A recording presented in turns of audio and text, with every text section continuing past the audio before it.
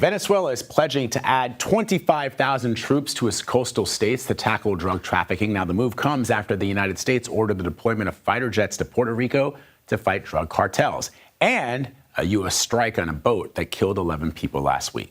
So I want to bring in retired Rear Admiral Mark Montgomery. He's also a senior fellow at the Foundation for Defense of Democracies. Admiral, thanks so much for joining us this morning. Well, thank you for having me.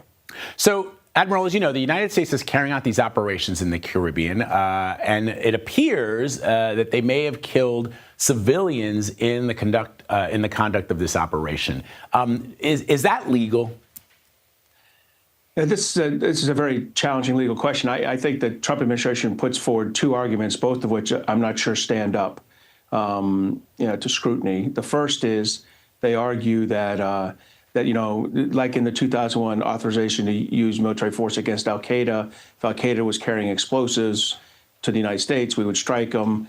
That Tren de Aragua, the cartel that was supposedly on this boat, is a foreign terrorist organization. It was bringing something that would damage U.S. personnel, people, the public, drugs, and therefore they're a legitimate target. Very few lawyers, international lawyers, would find that compelling. The Trump administration then says, well, if that's not true, then under my broad Article 2 requirements to defend the interests of the United States, I can do this attack. The only problem is from President Biden on back, including Trump 45, we treated criminal terrorist narco trafficking and criminal organizations like this as criminals who had due process rights.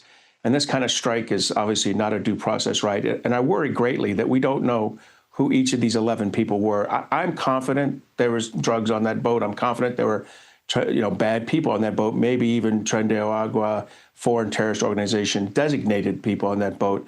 But I can't tell you all 11 were, and I'm not sure the person executing the strike can tell you that. That's when you start to stand into danger.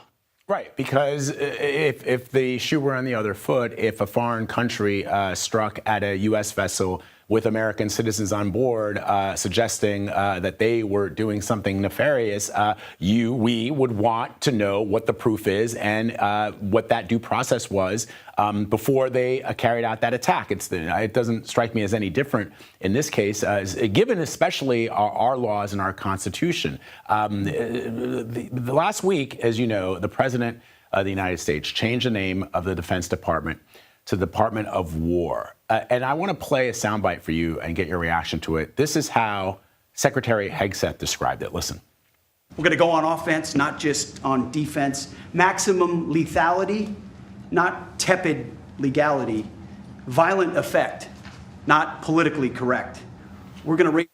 Okay, all of us Americans always want our military to operate with maximum lethality if they are engaged in armed conflict with an enemy. But the notion of tepid legality, when it comes to, for example, as you mentioned, due process, that's what I'm sort of curious about from your perspective. Tepid or not, it's still illegal if that's what our courts decide. You may not agree with the law. You may think it's tepid or flaccid, but it's still the law. Am I wrong? You're not wrong. I think the fact that they pulled down the brief that they were going to give Congress on Friday, explaining what they did, a classified brief, no less, explaining what they did, tells you that they know their story isn't going to play well right now. So my gut reaction is this is a tough legal case to make. And as far as, I don't need a Secretary of Defense that can rhyme. What you really need is a Secretary of Defense that makes sure we're buying the right amount of equipment, doing the right amount of things. I think that's where Secretary Hegseth should be concentrating his efforts, not on renaming, billets and offices in this case, but instead making sure we have the right military budget for the missions in front of us. It's an excellent point. I want to switch gears before I let you go, Admiral. West Point just canceled recently an event that was set to honor Tom Hanks with one of its most prestigious civilian awards so that it could focus more on preparing cadets for the future. Obviously, for people who may not be aware, Tom Hanks, who has done so much to bring attention to the greatest generation with films like Saving Private Ryan and documentaries documenting our armed forces and men and women in combat who have served and ultimately who paid the ultimate sacrifice. What do you make of this sort of what appears to be sort of retribution for maybe perhaps his political positions?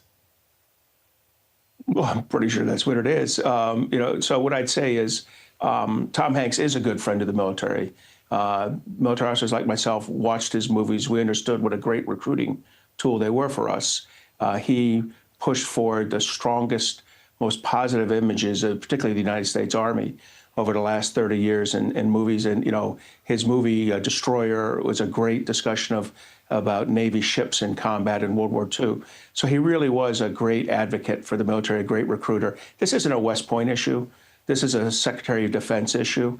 And this is about, canceling an award for someone who earned it, deserved it. All you need to do is read the announcement, the original comments when he was put forward for the award, and it was first informed to everybody he was going to receive it. Clearly, he has been a great contributor to the United States military.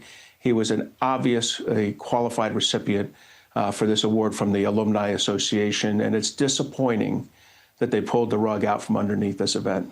Yeah, and I wasn't a U.S. Military Academy cadet, but I was an ROTC cadet. And even in my very first military science class, that was drummed into our heads that the military was meant to be apolitical. We're just the instruments of politicians, but we ourselves, the military, does not take any kind of political positions, especially the leadership. So is this troubling you that we now see an increased politicization of our military, starting with the secretary? I worry about this, almost not the politicization, but the idea of there's some kind of perfect ethos or model. I was ROTC as well. I learned the same lessons you did, and then 32 years on active duty, I saw that in practice. And I'll tell you, the kind of wanton firing of senior female officers in the Navy from their command leadership positions has been completely inappropriate. It sends the wrong message to the 25% of incoming officers in every year group that are women officers in the Navy, that you're not valued, that you're not needed, that mommy shouldn't be in the military or shouldn't be in combat. That's the kind of message being transmitted from the Secretary of Defense. It was in his book, it's in his actions, and it's totally inappropriate. Admiral Mark Montgomery, thank you for your service, sir, and thank you for joining us this morning. We appreciate it.